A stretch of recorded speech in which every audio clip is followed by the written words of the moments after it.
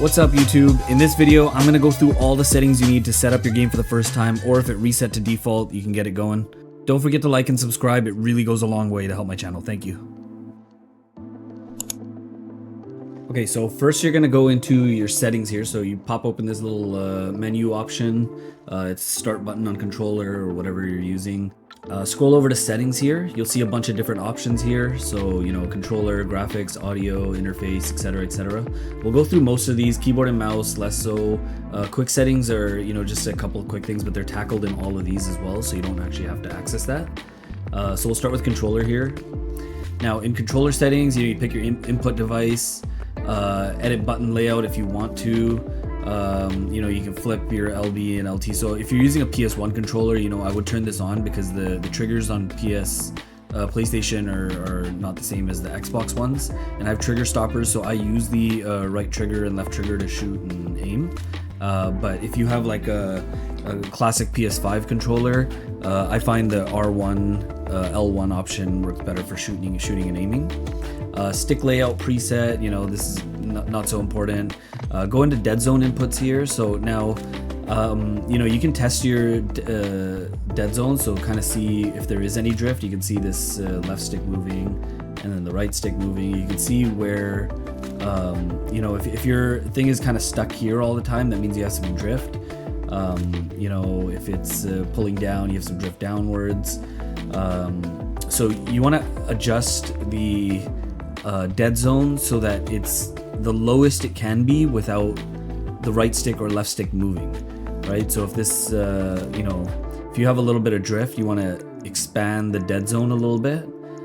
But if you have no drift, keep it as low as it can be. I keep mine at 5. My left stick has a tiny bit of drift, but you know, not enough that it causes an impact. So I could probably go up to 5 or 6, maybe even 7, but you know, 5 works fine for me. The right stick is a little bit more important. Now, I don't have as much drift on this, or I have a little bit more drift on this, so I put it a little bit higher at 8. This just kind of keeps it from, you know, aiming where you don't want it to aim, or moving while you're trying to scope in on somebody. The triggers too, you know, you can kind of add the dead zone to your triggers as well, so that it takes less to kind of shoot, and just like a tiny little tap will do basically.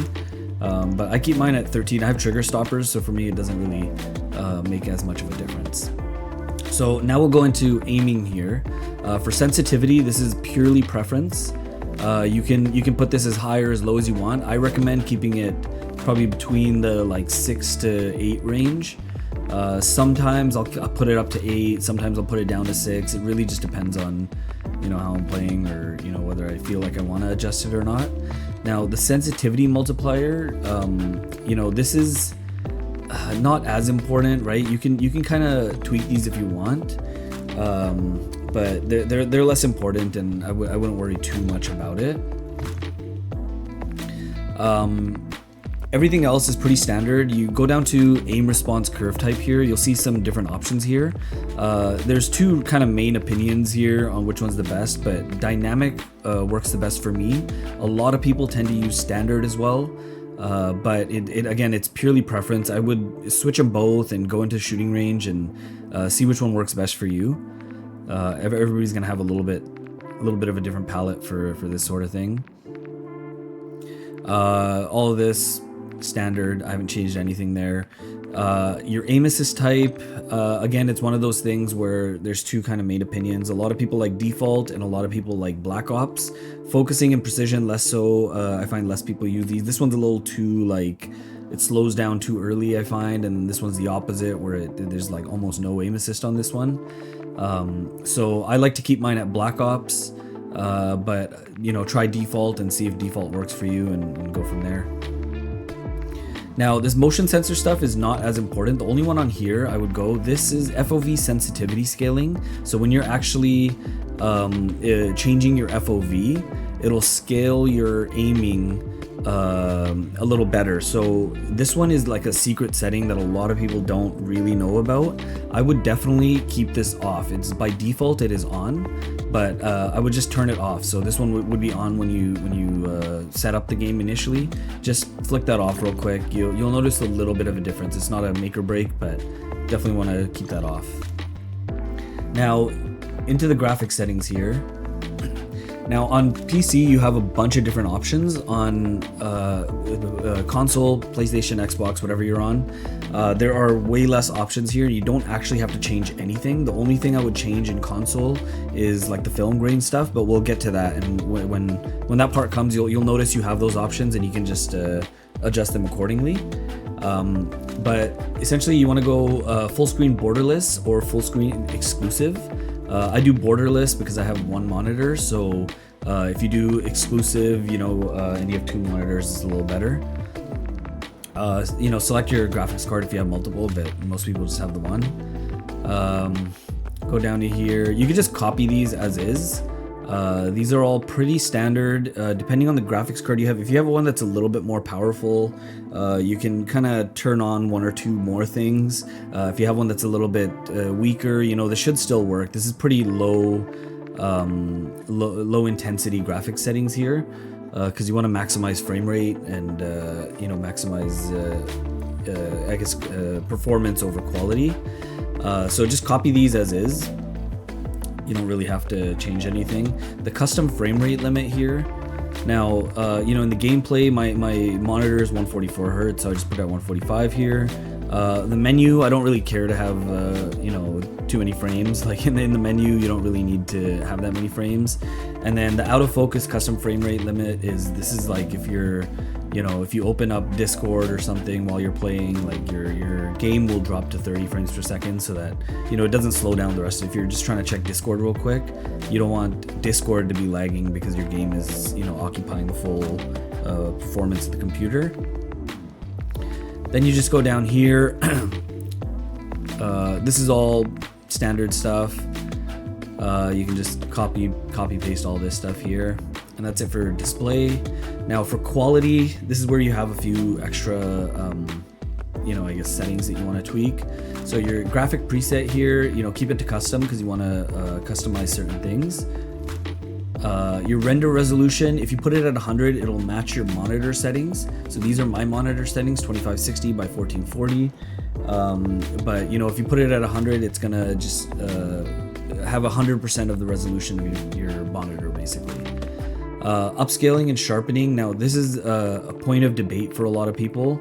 A lot of people use fidelity casts, but some people recently have been saying AMD FSR is I guess the other best option. I've tried both. I like fidelity cast a little bit more, but again, based on your computer, try both out and kind of see what works. My recommendation is load into a game of Plunder. You can change this in game, so just change it from fidelity to AMD FSR and see what gives you better frames and what looks better to you. For me, it was fidelity cast, but every computer is going to be a little different. VRAM scale target, I keep this at about 70, right? If you put this up too high, it's gonna slow it down quite a bit. So I think the sweet spot is between like 60 to 90 somewhere. For my computer, I go with 70. This stuff, just copy all this, details and textures, right? Basically, the goal here is to just minimize the stuff that you don't really need, right? So like texture resolution, I keep it on low because, I don't need to see all the little grains on the brick walls and all that. Now, if you have a supercomputer and you want to max this out, by all means, go for it. This just works for me to reduce the frames and kind of keep it performing well as well. So just go ahead and copy all these here.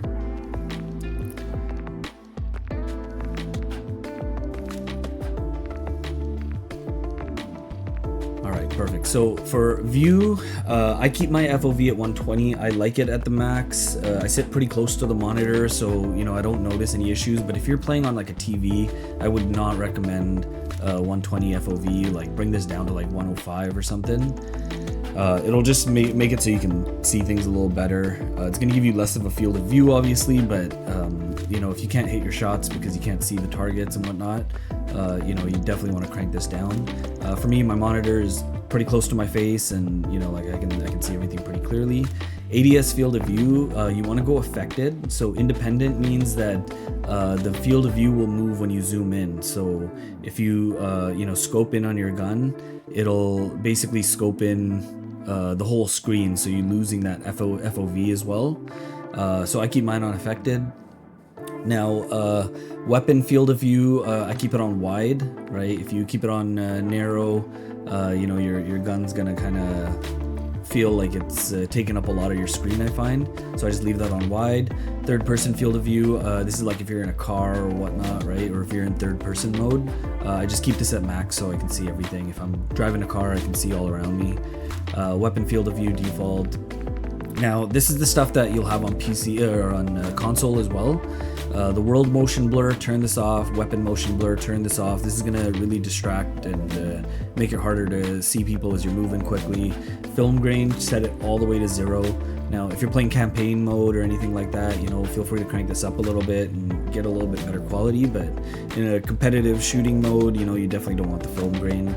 The first person and third person camera movement, this should be set to the least, right? So if you're in first person mode and you're running, the camera is not going to shake as much, right? This will make it easier to find people and see people. Like if you're running across a field and, you know, somebody's sniping at you from a building, you'll be able to see them better because the camera is going to be less shaky.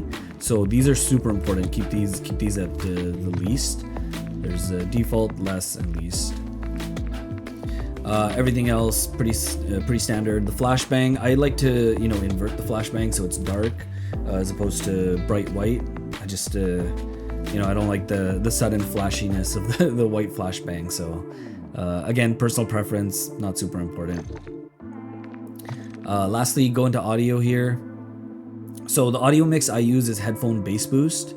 And then I have this app called SteelSeries Sonar, which you know, helps optimize the audio a little better per whatever game I'm playing.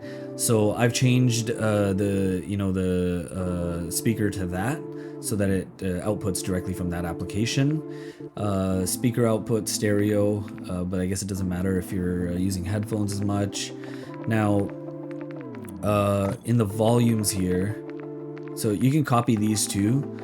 Master game volume, I keep it at 100, and then gameplay music, I don't like the music when I'm playing, so I just turn that down. Dialogue volume, this is pretty important because this will be like when the narrator's calling out a UAV or an airstrike, you know, you want to be able to hear it a little bit, but I don't like it too loud. I don't like it you know, distracting from me. Effects volume, this should always be at 100. This is going to be your footsteps and all that stuff. Cinematic music is like, you know, when you're flying out the plane and whatnot, I put that down at 0 too. And then war tracks, I put it at 100 just because, you know, when you're in a car, less important to hear things. You can't hear anyways because of the sound of the engine and all that. So I just put that this at 100, you know, and just let it sit there. I barely use it anyways. Voice chat volume 50. This is just what works for my microphone, but feel free to adjust this based on your microphone. And all this stuff is just kind of personal preference. Like, do you like the proximity chat? Do you not like it? Do you want to use voice chat on or off? My microphone's on push to talk just because I use Discord. So if I need to talk to somebody, I'll press the button to chat with people. Everything else, not super important. Doesn't really make a difference, but copy it if you like. I think most of it's default anyways. Last thing you want to do is go into interface. In interface, the only thing that really matters here now, all this stuff like minimap shape should be square. Circle gives you way less visibility, as you can see in this picture. Like, look how much of the extra map is being shown. So this is super essential. You definitely want that one on. Everything else very standard. Now, the only thing that I would recommend changing is go into, so right at the top here, you can go to color customization. Now, if you hit on this, you can change the colors of all the different components of your interface, essentially. So, you know, like a team color is this light blue for me, yellow is myself, red is enemy. So feel free to change that if you want, but this stuff here is super important. So your color filter should be on color filter 2. This is how you're gonna get the colors to pop the best. This is almost unanimously agreed upon by most people. Anybody who messes with the color filters at all, everybody uses color filter 2. Hardly anybody likes the default or any of the other ones. Then set the filter target to both, because otherwise it'll go either just to world or just the interface. You want it to apply to both the world and the interface. And then just crank these up to 100 so that the colors are a little more intense and vibrant. And then obviously you can adjust the monitor settings or whatever you're using as well. And that'll help quite a bit. That's about it. If I've forgotten anything, leave it in the comments. I'll edit the video and add it back on afterwards. Thank you for watching.